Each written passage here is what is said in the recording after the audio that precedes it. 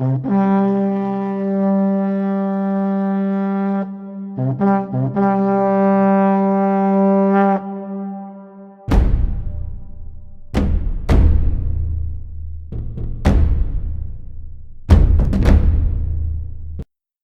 Of Indian history by doctor Mohanlal Gupta में आपका स्वागत है। पिछली कड़ी में हमने चर्चा की थी कि किस प्रकार ईस्वी 1818 में जयपुर नरेश जगत सिंह की मृत्यु के बाद राजमाता भटियानी जयपुर राज्य को अंग्रेजों की मनमानी से बचाने के लिए 15 साल तक संघर्ष करती रही और ईस्वी 1833 में अवयस्क महाराजा जयसिंह तृतीय को प्रधानमंत्री झूठाराम के भरोसे छोड़कर इस दुनिया से कूच कर गई। इस कड़ी में हम जोधपुर नरेश मानसिंह की चर्चा करेंगे, जिसे ईस्वी 1818 में मराठों तथा पिंडारियों के आक्रमणों तथा अपने सामंतों की बगावतों के चलते ईस्ट इंडिया कंपनी से अधीनस्थ सहायता की संधि करनी पड़ी थी।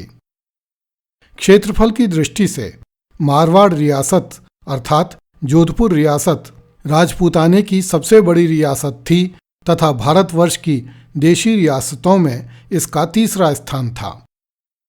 भारत भर में केवल हैदराबाद एवं जम्मू कश्मीर ही जोधपुर से बड़ी रियासतें थीं। जब मारवाड़ में राठौड़ों की 30वीं पीढ़ी के राजा विजय सिंह ईस्वी 1752 से 1793 की पासवान गुलाब राय का पुत्र तेज सिंह मर गया तो पासवान गुलाब राय ने राजकुमार मान सिंह, जो कि महाराजा विजय सिंह के स्वर्गीय राजकुमार गुमान सिंह का पुत्र था, को अपने पास रख लिया। ईस्वी 1793 में महाराजा विजय सिंह की मृत्यु हो गई तथा उसके पौत्र भीम सिंह, जो कि स्वर्गीय राजकुमार फतेह सिंह का दत्तक पुत्र था, ने जोधपुर के दुर्ग पर अधिकार कर लिया। पूरे 10 वर्ष तक महाराजा भीम सिंह जोधपुर पर शासन करता रहा और राजकुमार मान सिंह जालोर के दुर्ग में निवास करता रहा। ईस्वी 1803 में अचानक ही महाराजा भीम सिंह की मृत्यु हो गई और मान सिंह जोधपुर का राजा बन गया। मान सिंह ने दुर्दिनों में सहायता करने वाले इंद्रराज सिंघवी को मारवाड़ राज्य का प्रधानमंत्री बनाया तथा नाथ योगी आयस देवनाथ के प्रति श्रद्धावनत होकर उसे अपना गुरु स्वीकार किया। महाराजा मानसिंह ने अपने गुरु के लिए जोधपुर नगर से बाहर मेड़ती दरवाजे से कुछ दूरी पर ईशान कोण में एक विशाल भव्य मंदिर का निर्माण करवाया, जो अपने आकार और महत्ता के कारण महामंदिर कहलाया। महाराजा द्वारा महामंदिर परिसर में 2 सुंदर महल बनवाए गए। इन महलों की छत पर एक छतरी का निर्माण करवाया गया, जहां खड़े होकर आयस देवनाथ राजा मानसिंह को प्रातः काल में दर्शन देता था। महाराजा मानसिंह किले में स्थित महलों से ही गुरु के दर्शन करता और उसी के बाद अन्न जल ग्रहण करता। प्रत्येक सोमवार को महाराजा महामंदिर में उपस्थित होकर गुरु को प्रणाम करता। महामंदिर के पास ही मानसागर तालाब बनाया गया, जिसमें राजा मानसिंह और आयस देवनाथ नौका विहार किया करते थे। राज्य को स्थायित्व देने के लिए महाराजा मानसिंह ने दिसंबर 1803 में ईस्ट इंडिया कंपनी से समझौता किया, किंतु वह अमल में नहीं लाया जा सका। जोधपुर राज्य में सामंतों का षड्यंत्र चलता रहता था। राजा मानसिंह के समय में भी कई सामंतों की हत्या हो गई। 10 अक्टूबर 1815 को पिंडारी अमीर खां ने जोधपुर के मेहरानगढ़ दुर्ग में घुसकर दिन दहाड़े महाराजा के गुरु आयस देवनाथ तथा राज्य के प्रधानमंत्री इंद्रराज सिंघवी को मार डाला। इस हत्याकांड के समय महाराजा मोती महल में था।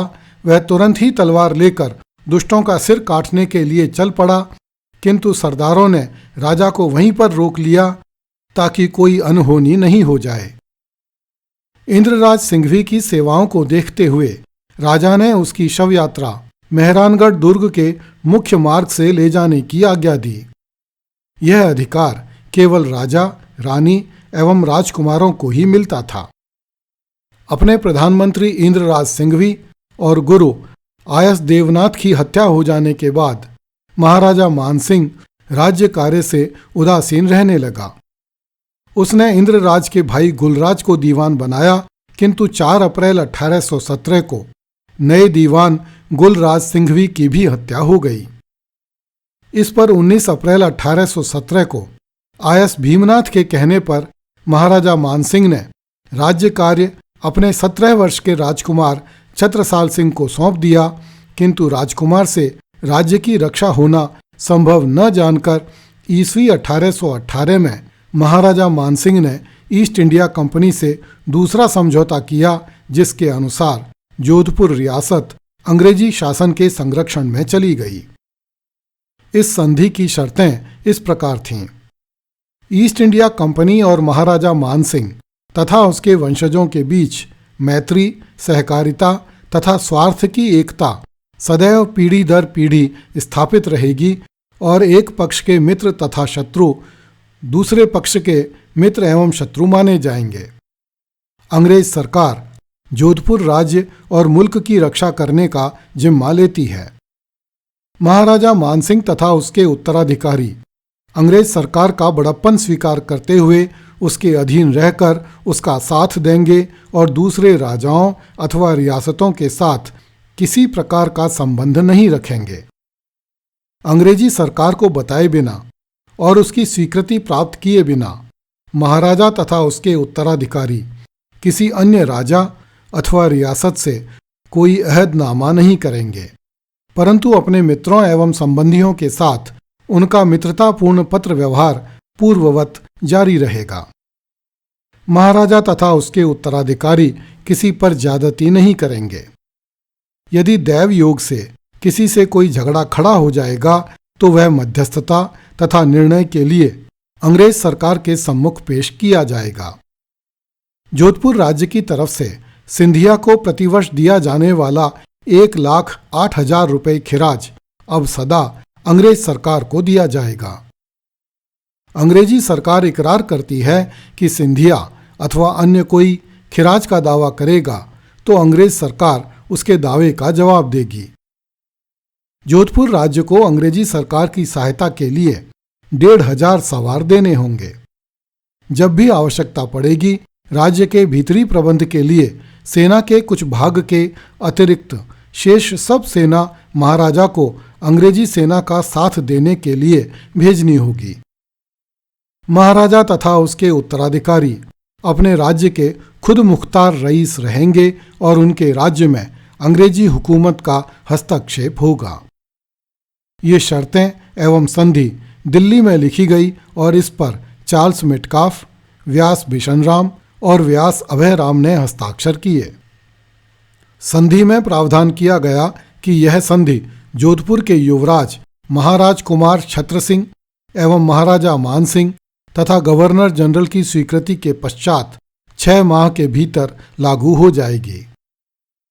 हालांकि महाराजा मानसिंह लगातार ईस्ट इंडिया कंपनी के पास विगत 13 वर्षों से संधि के लिए निवेदन करता रहा था, किंतु वास्तविकता यह थी कि महाराजा को संधि से कुछ लेना देना नहीं था। वह तो उन विद्रोही ठाकुरों और पिंडारियों से छुटकारा पाने के लिए कंपनी की सहायता प्राप्त करना चाहता था जो उसे दुख देते थे।